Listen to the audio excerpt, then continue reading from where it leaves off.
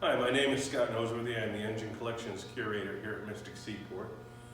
We're in our Watercraft Hall that houses over 300 marine engines, some stationary engines, and our small craft collection. Here in Mystic, we emphasize our collection on Connecticut-built engines. I've documented over 70 marine engine Connecticut-built engines prior to World War II. After World War II, the smaller engine companies had dropped out, the larger engine companies picked up with all the war contracts. We have several interesting ones.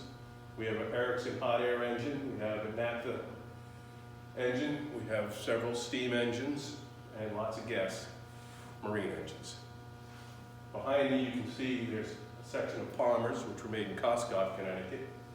Up on the top we have two Hartfords, which were made in Hartford, Connecticut.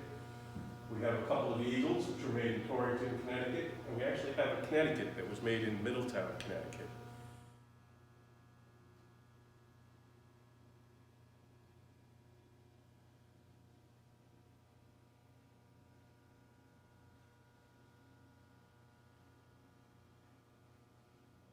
So this is our Herreshoff engine. It's a triple expansion engine built in 1917. There were two of these engines in a yacht called Navette. Navette was a 114-foot boat built for J.P. Morgan. Among our steam propulsion engines, we have a Navy K and an AVM. The Navy M was actually restored here by Mystic Seaport volunteers, and we use it and run it at our Marine Engine Expo every year. The Navy K, and they were both designed by Navy Bureau of Ships to run launches and work vessels. Behind me is the Seabury. Very unique and rare. Seabury actually worked for Herreshoff when Herreshoff was building and designing his steam engines. Hence it looks just similar to Herreshoff engines, but Seabury decided he would go off and try to start his own engine manufacturing company. Short-lived.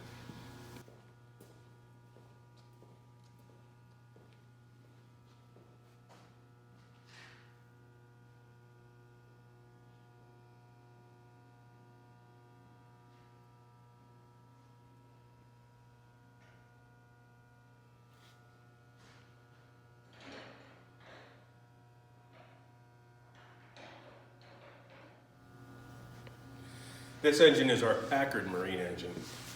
This actually came out of a PT boat used in World War II. So there'd actually be three of these engines in a PT boat. The center engine would be on a Z drive, while the two outboard engines would be straight shaft. They normally had the mufflers with a butterfly valve to close them down and send it into the water to be very quiet. When they were on their missions, they would come in under one engine and very quiet. When they would go to their targets, they would fire their munitions, turn around, fire up all three engines, and their biggest point of escape was these three engines.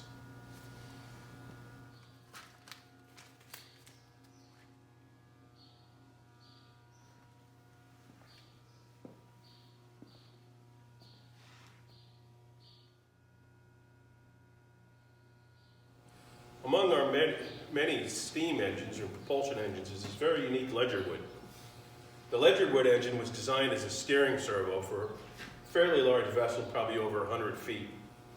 It actually has two cylinders, double acting simple. Simple means that it only uses the expansion of the steam once. It also has a different valve device which is called a hisser, which actually keeps the steam warm so there's no cold water dead spot. Each cylinder is 90 degrees apart. This lever would go to the helm, and as the captain would steer the boat, this drum would rotate either direction in a very small amount. There would be chains attached to this drum that would go back to the rudder and steer the boat. So that's steam steering engine. This naphtha engine from the Gas Engine Power Company was also a short period of time. In the late 1800s, they decided to tax steamboat operators. So instead of steam and boiling water, they came up with this idea where they were actually going to use naphtha as an expansion. So it's a 3-cylinder expansion engine that works similar to a Coleman stove. You pump up the tank full of fuel, which would create the pressure for a burner in the lower half of this cylinder, which would boil the naphtha in a coil. The boiling naphtha would work as a displacement and push on a single acting 3-cylinder displacement engine in the lower half. It would also use the same naphtha as its lubricant. So as the naphtha condensed through the engine, it would become the lubricant for the engine, go down through the bottom of the engine and be recollected into the tank. Although they were very efficient, there's not many made. We know of 17 existing engines.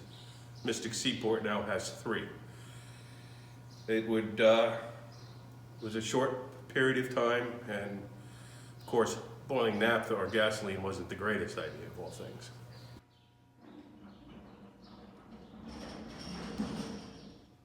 There you go. So this is an Erickson hot air engine.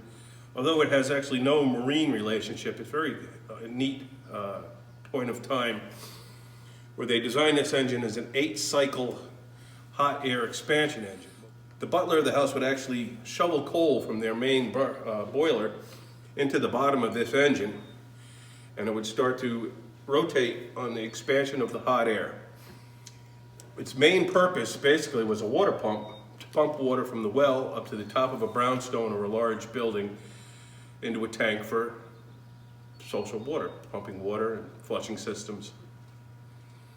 So this is our outboard engine collection area. We have just about every manufacturer going back from 1912 to present day.